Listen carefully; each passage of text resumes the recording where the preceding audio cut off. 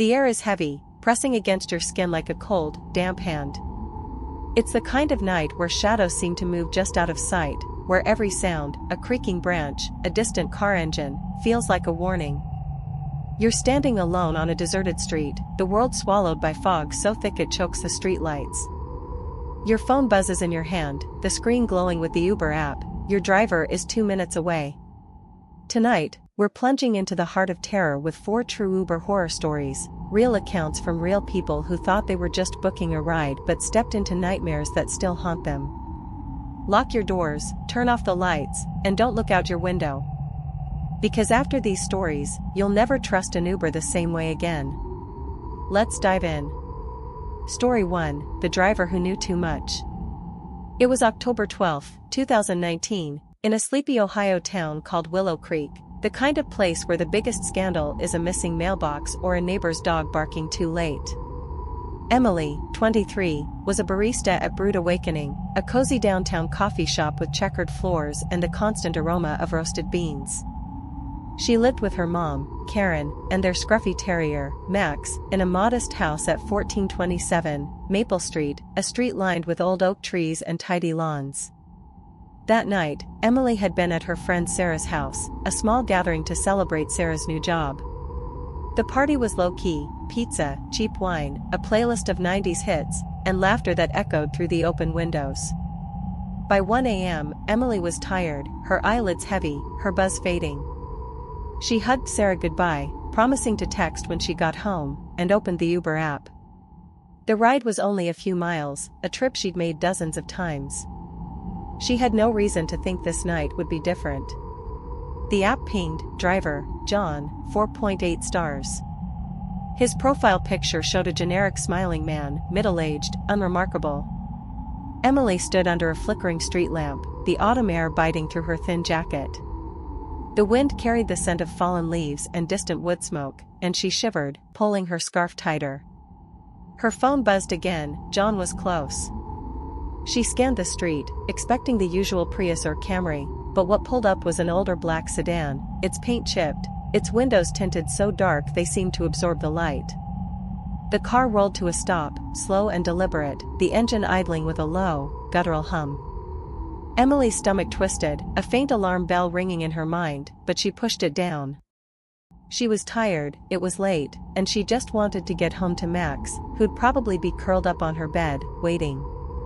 She opened the back door and slid inside, the leather seats cold and slightly sticky, like they hadn't been cleaned in months. The air inside was thick, a strange mix of old leather, stale cigarettes, and something sharper, metallic, like rust or blood. Emily wrinkled her nose but said nothing, settling into the seat and pulling out her phone to text Sarah. The driver didn't turn around, didn't greet her. He was a man in his 40s, his face hidden under a dark hoodie pulled low, only the edge of his jaw visible in the dim glow of the dashboard. His hands gripped the steering wheel tightly, knuckles pale, and he started driving without a word. Emily glanced out the window, watching the familiar streets of Willow Creek pass by, the corner store with its neon open sign, the park where she walked Max every Sunday, the library with its peeling paint. Everything was normal, quiet, safe. Or so she thought. The silence stretched, heavy and uncomfortable. Emily scrolled through her phone, trying to ignore the growing unease in her chest. She opened the Uber app to check the route, confirming the drop-off at 1427 Maple Street. The map showed a clear path, a 12-minute ride. She relaxed a little, her thumb hovering over a playlist, when the driver's voice cut through the silence, low and gravelly, like stones grinding together. "You're Emily, right? Live at 1427 Maple Street? With your mom, Karen, and that cute little dog, Max?" Emily's heart stopped, her phone slipping from her fingers onto the seat. Her address was in the app, sure, but she hadn't told him her mom's name. Or Max's. Her mind scrambled for an explanation. Had she met him before? Maybe he was a regular at the coffee shop, someone she'd served a latte to without noticing? She forced a laugh, her voice trembling. Yeah, that's me. How do you know about Max?" The driver didn't answer right away. He tilted his head slightly, and in the rearview mirror, Emily caught a glint of his eyes, cold, unblinking, like a predator watching prey. "I know a lot about you, Emily," he said, his voice slow, deliberate, each word dripping with something sinister, like he was savoring her fear. "You work at Brood Awakening, pouring coffee in that green apron. You look real pretty in it, you know. I've seen you there, behind the counter, smiling at customers. Every morning, 7 a.m. sharp." Emily's stomach churned, bile rising in her throat. She'd never seen this man in her life, not at the coffee shop, not in town, not anywhere. Brood Awakening was her sanctuary, a place where she knew every regular by name, Mr. Thompson with his black coffee, Mrs. Carter with her chai latte, the college kids who tipped in loose change. But this man? He wasn't one of them. Her hand shook as she grabbed her phone, opening the app to check the driver's profile again. The screen glitched, the map spinning in circles, the little car icon stuck in place even though they were moving. She typed a quick text to Sarah, "Driver's creepy. Knows my mom's name. Help." Her thumb hovered over send, but the signal was gone. No bars. Just a blank screen mocking her. The car turned off the main road, leaving the familiar streets behind. The pavement gave way to a bumpy dirt path, the trees closing in, their branches scraping the car like nails on a chalkboard. Emily's heart pounded so hard she could hear it, a frantic drumbeat in her ears. "Where are we going?" she asked, her voice sharp with panic. The driver didn't respond. The car kept moving, deeper into the woods, the path narrowing until the trees seemed to swallow the headlights. Emily tried the door handle, locked. She banged on the window, her knuckles stinging. "Hey! Stop the car! This isn't the way to my house." The driver started humming, a slow, eerie melody that seemed to come from nowhere, like it was woven into the air itself. It was an old tune, one Emily vaguely remembered from childhood, maybe a lullaby her mom used to sing, but warped, twisted into something wrong. The sound burrowed into her skull, making her skin crawl, her breath shallow. She thought of her mom, probably asleep on the couch with Max, the TV flickering with some late-night rerun. She thought of Sarah, checking her phone, wondering why Emily hadn't texted. She thought of every horror story she'd ever heard, girls who got into the wrong car, who trusted the wrong person, who never came home. "Please," she said, her voice breaking, tears stinging her eyes. "Just let me out. I won't tell anyone. I just want to go home." Her hands fumbled with her phone, trying 911, but the call wouldn't connect. The signal was dead, the screen frozen on the glitching map. She was trapped, alone in a car with a stranger who knew her life, her home, her job, her family, like he'd been watching her for months. The driver stopped humming. The silence was worse, heavy, and suffocating. He slowed the car, pulling to a stop in a clearing surrounded by dense, gnarled trees. The headlights illuminated nothing but fog and shadows. He turned around, his face still hidden under the hoodie, only his mouth visible, curled into a faint, unsettling smile. "Run," he said, his voice calm, almost amused. The doors unlocked with a loud click. Emily didn't hesitate. She threw the door open and bolted, her sneakers slipping on the wet leaves, her breath ragged in the cold air. Branches clawed at her face, her arms, tearing her jacket, but she didn't care. She ran, the car's engine roaring to life behind her, the headlights sweeping through the trees like searchlights. Her lungs burned, her legs screamed, but she kept going, driven by pure terror. She didn't know how long she ran, minutes, hours, until she stumbled onto a paved road, the faint glow of a gas station in the distance. She staggered inside, collapsing against the counter, tears streaming down her face. The clerk, an older man with gray hair and kind eyes, looked up from his magazine, alarmed. "You okay, miss?" he asked, already reaching for the phone.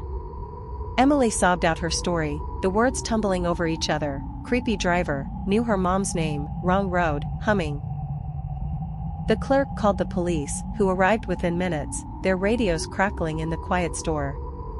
Emily gave them the license plate she'd memorized, her hands shaking as she clutched a cup of stale coffee the clerk had given her. The police tracked down the car, abandoned in a nearby lot, its engine still warm. It was registered under a fake name, the driver's Uber profile deleted. But what they found in the trunk sent a chill through everyone in the room. Dozens of Polaroid photos, all of Emily, taken over weeks, maybe months. Her pouring coffee at Brewed Awakening, walking Max in the park, sitting on her porch with a book, leaving the gym with her hair tied back.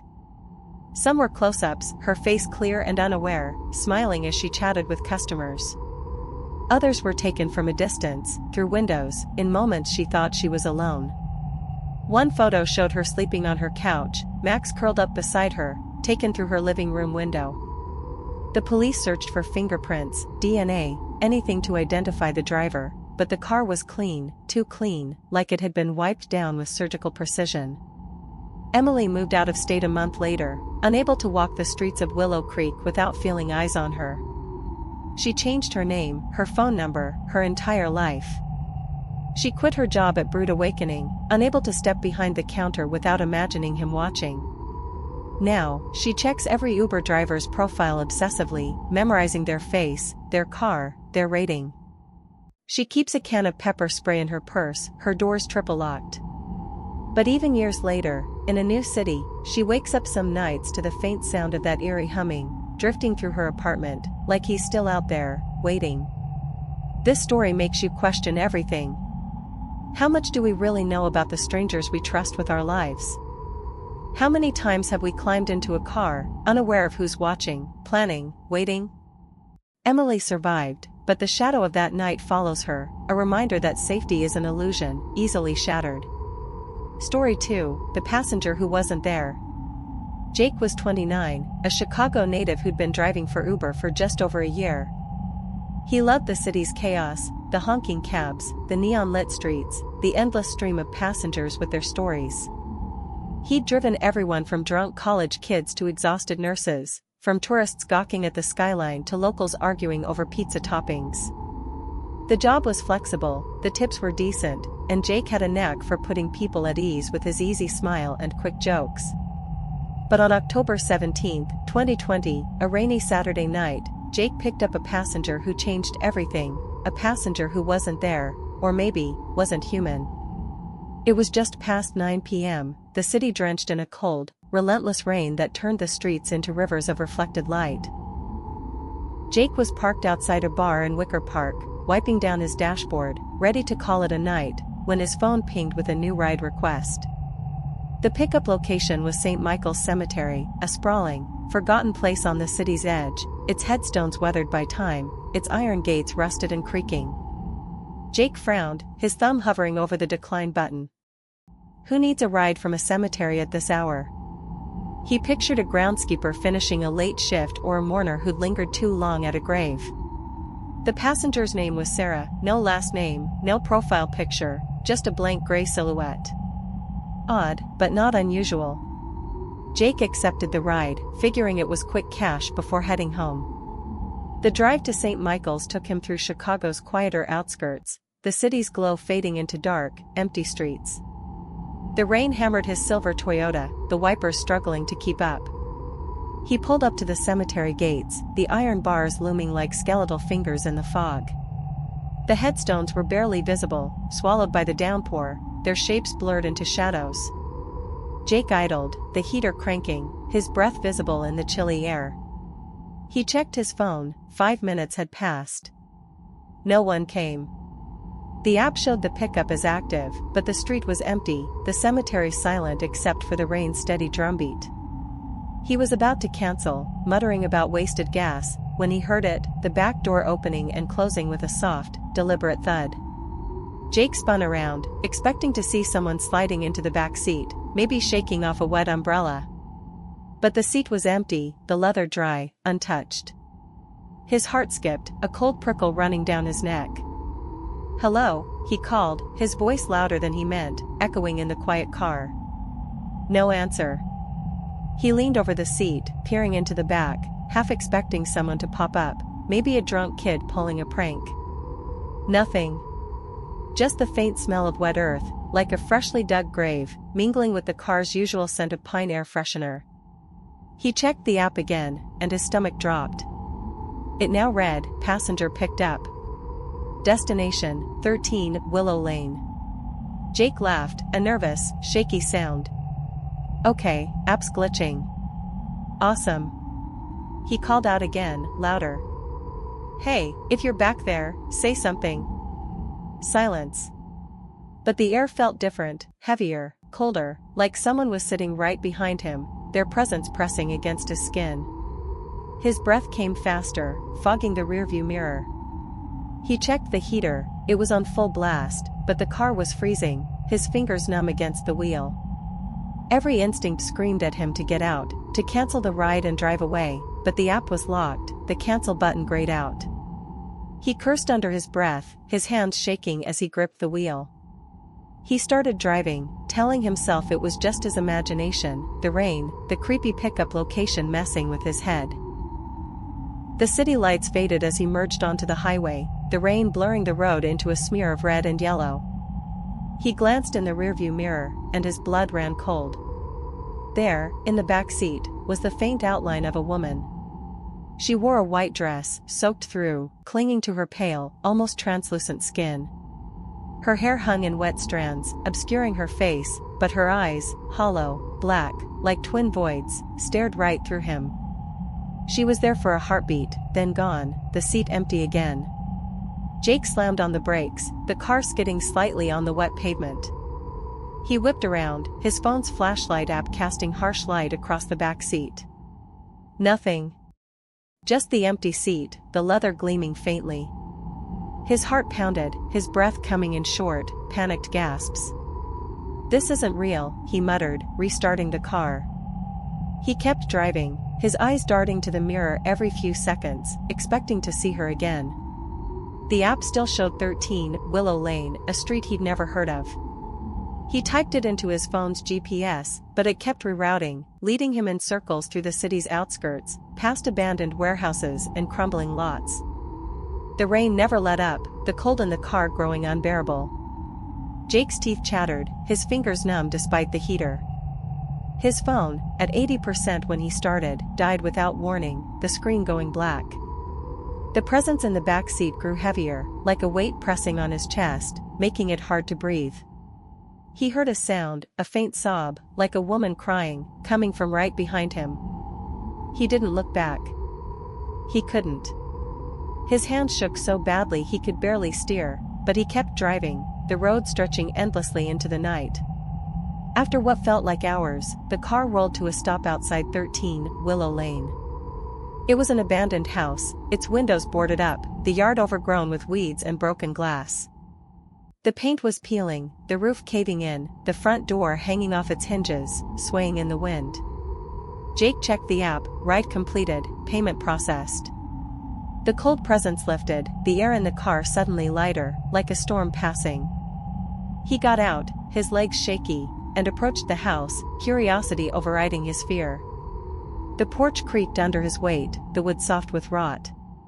He peered through a crack in the boarded windows, seeing nothing but darkness inside, the air thick with the smell of mold and decay. Jake reported the ride to Uber the next day, but they had no record of it, no Sarah, number 13 Willow Lane, no payment. It was like the ride never happened. Shaken, he dug through online archives, searching for answers. What he found froze him to the core. In 1995, a woman named Sarah Thompson, 27, had died in a car accident near St. Michael's Cemetery. She'd been driving home from a friend's house in a storm, her car skidding off the road into a ditch. Her last known address was 13 Willow Lane, the house now abandoned, untouched since her death. Jake quit driving near the cemetery. He sold his car a month later, unable to shake the feeling that something lingered in the back seat. Even now, in a new apartment, he wakes on rainy nights to the sound of a woman's sob, the air in his room turning cold. He checks his car's back seat every time he drives, just to be sure, but the chill never leaves him. Was Sarah a glitch, a trick of the mind, or something far darker? Jake doesn't know, but he'll never forget the weight of her presence, watching from the shadows. Story 3, The Car That Wouldn't Stop. Mia was 19, a freshman at the University of Nevada, Reno, living for the freedom of college life, late-night study sessions, impromptu road trips, movie marathons with her friends. On September 25, 2021, a warm Saturday night, she booked an Uber to her friend Chloe's house, 30 miles outside the city in a quiet desert community. The ride was long but familiar. Mia had made the trip a dozen times, crashing on Chloe's couch after pizza and horror flicks. She stood outside her dorm, the air buzzing with crickets, the desert sky a blanket of stars. Her phone glowed with the Uber app, driver, Mark, 4.9 stars. His profile showed a middle-aged man with sunglasses and a friendly smile, the kind of guy who'd chat about the weather or tip well. Mia slung her backpack over her shoulder, expecting an easy ride. The black SUV that pulled up was sleek, its tinted windows reflecting the dorm's floodlights. Mia climbed into the back seat, the air conditioning a cool relief from the desert heat. The interior was spotless, the leather seats smelling faintly of polish. Mark, the driver, nodded politely, his sunglasses still on despite the late hour. He was quiet, professional, his hand steady on the wheel as he pulled away. Mia plugged in her earbuds, scrolling through her playlist, the hum of the SUV lulling her into a sense of safety. She glanced at her phone, checking the route, a straight shot down the highway, 30 minutes to Chloe's. The city lights faded as they hit the open road, the desert stretching out like a vast, empty void. 15 minutes in, Mia noticed the route change. The GPS line veered off the highway onto an unmarked road, the destination now blank. She frowned, pulling out an earbud. The map showed them heading deeper into the desert, away from Chloe's house, toward nothing but sand and scrub. I think you missed the turn," she said, leaning forward, her voice casual but edged with unease. Mark didn't respond. His sunglasses hid his eyes, reflecting the dashboard's blue glow. She tried again, louder. "Hey, this isn't the way. My friend's house is back there." The SUV sped up, the engine roaring, the desert blurring past in a streak of darkness. Mia's pulse quickened, her hands clutching her backpack. She checked the doors, locked. Her phone signal was fading, the bars dropping from 3 to 1 to none. "Stop the car," she shouted, her voice cracking with fear. Mark finally spoke, his voice calm, almost robotic, chilling in its detachment. "We're almost there. Don't worry. You'll see." Mia's mind raced. Where was there? A remote spot in the desert where no one would hear her scream? She banged on the window, her fists leaving smudges on the tinted glass. "Let me out. Please." The driver didn't flinch, his hands locked on the wheel, the SUV hurtling forward. Mia tried calling 911, but the call failed, the screen flashing no service. She texted Chloe, her fingers trembling, "Driver's going wrong way. Help." The message didn't send, the signal dead. She thought of her parents, her little brother, the life she'd planned, graduating college, traveling to Europe, maybe starting a photography business. Was this how it ended, in the back of a stranger's car, lost in the desert? She kicked the door, her sneakers thudding against the frame, her screams echoing in the confined space. The SUV was a prison, the tinted windows hiding her from the world. The desert outside was pitch black, the stars cold and distant, offering no comfort.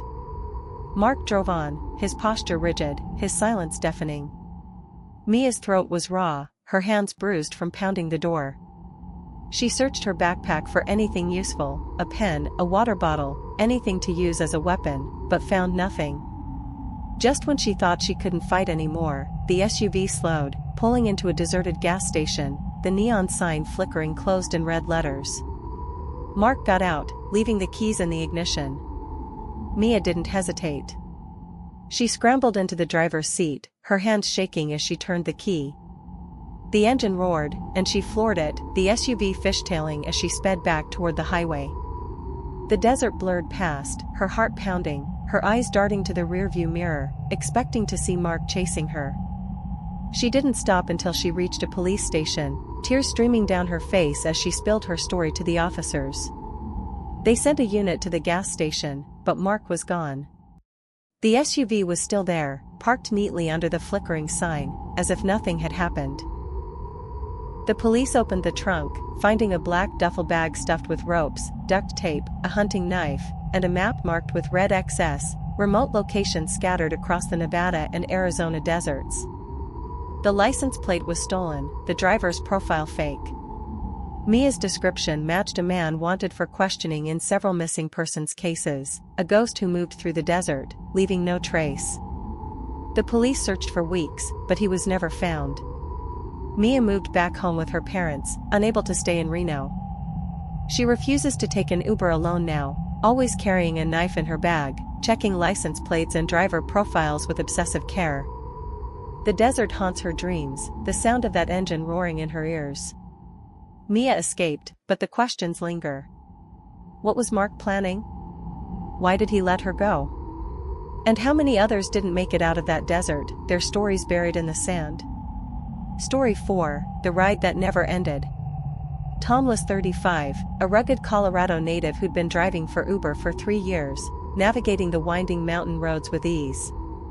He loved the job, the quiet drives, the stunning views of snow-capped peaks, the chance to meet new people. On January 8, 2022, a bitter winter night, a blizzard was rolling in, blanketing the mountains in heavy snow. Tom was ready to log off, his Jeep low on gas, his hands numb from the cold. He was parked outside a diner in Breckenridge, sipping burnt coffee, when his phone pinged with one last ride request. The pickup was at a remote cabin deep in the mountains, the passenger listed only as unknown. The drive to the cabin was treacherous, the road icy, the snow piling up fast. Tom's Jeep climbed slowly, the tires crunching, the wind rattling the frame.